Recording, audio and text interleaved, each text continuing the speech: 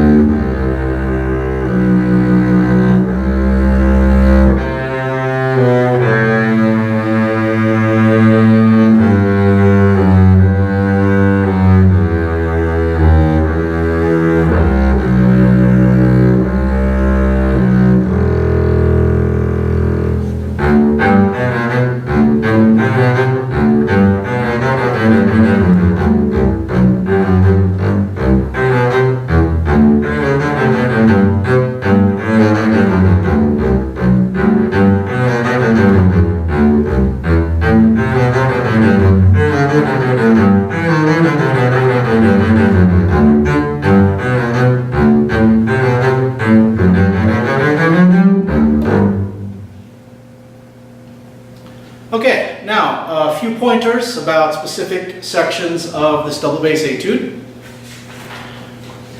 First, just a few comments about the fingerings and the position markings. If you're a little bit confused, yes, I am using the Samandal position names. If you want the Raboth ones, I can email them to you. Just email me. But for now, I'm going to use the Samandal position names. That's what's in the PDF. They're much more exact. So, I do a lot of things in third position right away.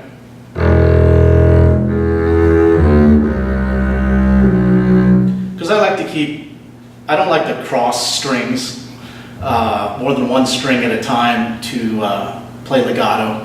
So that's why I do that. Same thing, third position.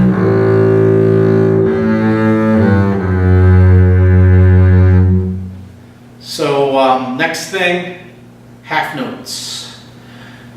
Make sure you count your half notes for their full duration, 4/8 notes. I don't know how many times I heard half notes played with 2/8 notes, 2.5, 3. The minority of the performances played the half notes for the full 4/8 notes. So please, if you want to differentiate yourself right away in measure 2, play that F sharp with 4/8 notes counted in your head, like this. Count in your head. 1, 2, 3, 4. Every time you'll play it long, okay? Also, it's an F sharp, not an F natural. Sometimes I heard F naturals, and yeah, the ear wants to fool you into playing an F natural. Don't. Play F sharp. That's what's printed. Next thing, just using measure 3 as an example, the dotted 8th, 16th rhythmic figure.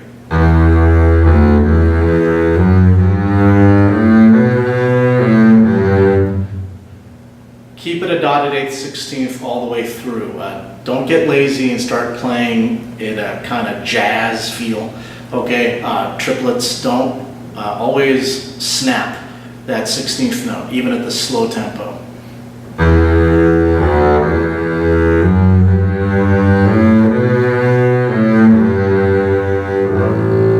Half note, 1, 2, 3, 4. Oh, a little trick about that B natural in measure 3 on beat 4. Okay, B natural on the D string is really easy to find. Your fourth finger will easily find the B natural if your thumb is right on the neck block. So when you shift to it,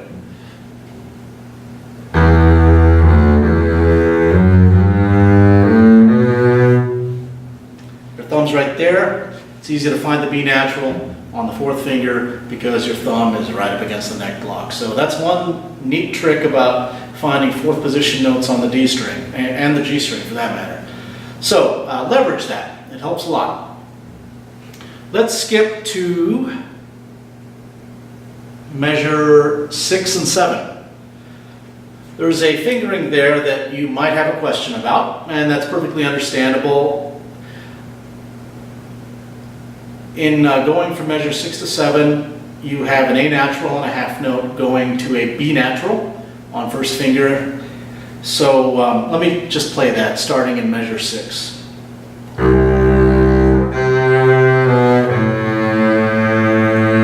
And then you shift the B natural to the intermediate position between second and third position, first finger on the G string to get the B natural. And then, really quickly, you change strings to the D string and go to third position, fourth finger on the D string.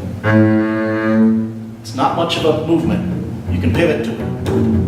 I'll put that into context.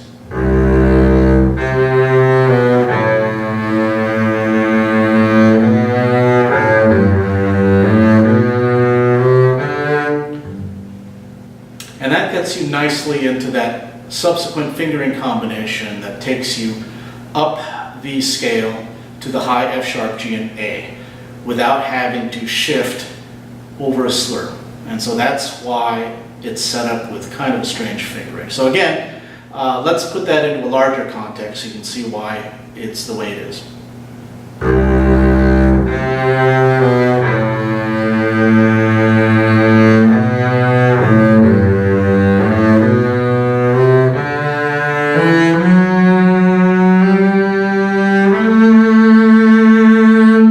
Notice that I push the bow closer to the bridge on the high F sharp, G, and A in measure 8. So as a general rule, anytime you play higher in pitch on the bass on a string, move the bow closer to the bridge. I'll demonstrate it again.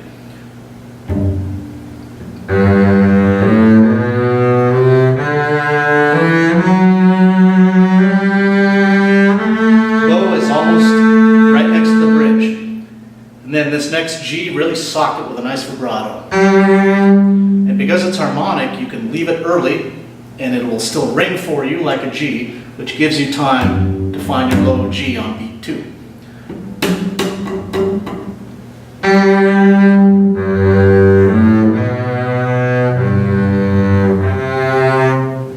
Okay, and that's really all I have to say about the Largo section up until right before the Allegretto. This is a tricky part right before the Allegretto. Be very, very careful. So go to the measure before the Allegretto. That's measure 16, please. Measure 16. On the low E, you need to count 1, 2, 3, 4, and 1. So let me do that for you. I'm going to play the entire measure 16. 1, 2, 3, 4, and 1. transition. It's the best way to explain it, is to demonstrate. So let me put it into a larger context, starting in measure 15.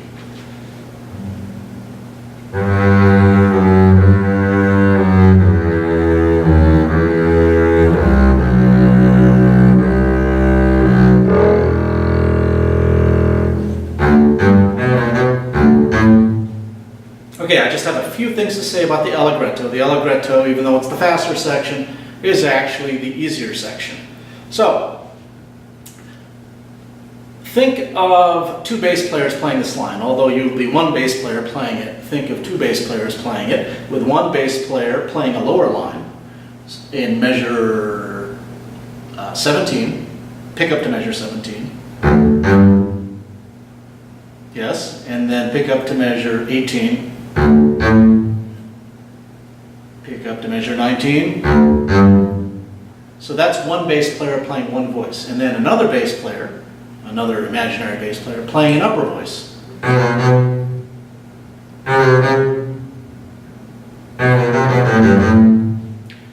This does two things. Well, first of all, it adds musical interest. It makes it very interesting. It also keeps you from rushing, which is an affliction that happened to a lot of people that auditioned on this piece last time I heard the auditions. It really adds a lot of character as well, a lot of interest. So please do that. Think of two bass players playing and one bass player, the bass player being yourself. I'll play a little bit of it again because I know it's been a while since I played through it.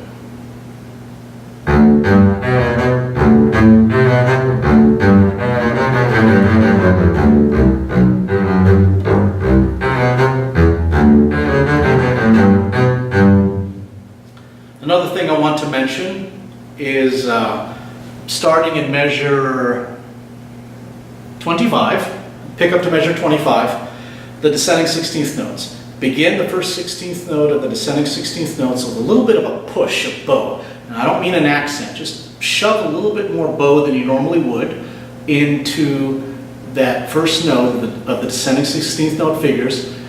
It adds a nice descending phrase to it. And I guess the best way to explain it is to just do it.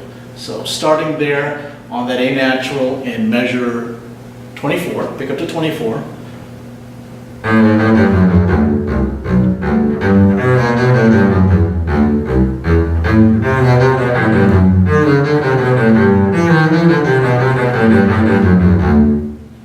So it just adds a little bit of a character to it. Last thing I want to say, in general, in the Allegretto section, short eighth notes, long 16ths. It gives it a nice style. And really, really exaggerate that in the last two measures. And let me tell you a little bit about auditions in general, whether amateur or professional, all-state orchestra, who knows. Those last two measures are very, very important in any piece that you do because it's your last impression. So you really have to end it with some panache. So those last two eighth notes in the very last measure, give it marked, accented short notes. It adds a little bit of panache and finality to the Etude and confidence. It projects confidence. And when you project confidence, the audition committee will give you the benefit of the doubt.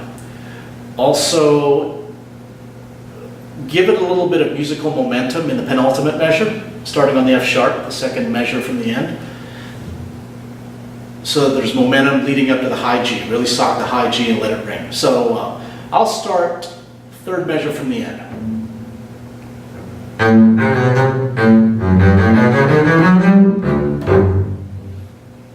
Okay, that's all I have to say. I hope that you found this useful.